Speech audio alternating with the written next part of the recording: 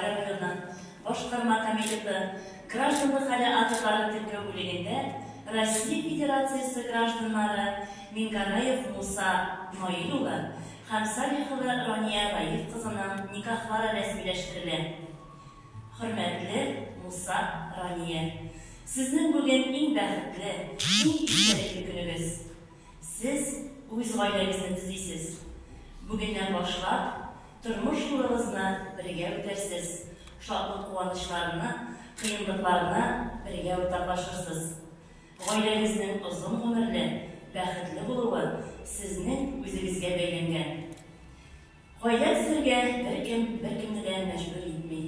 Әмма аны төзисез икән, сез аның законнарына, мораль таләпләренә буйсынырга тиеш буласыз. Никахыгызны рәсмиләштерер алдыннан мин, дәүләт вәкиле буларак, үземә йөкләнгән зур бурычны үтәп, сездән сорыйм.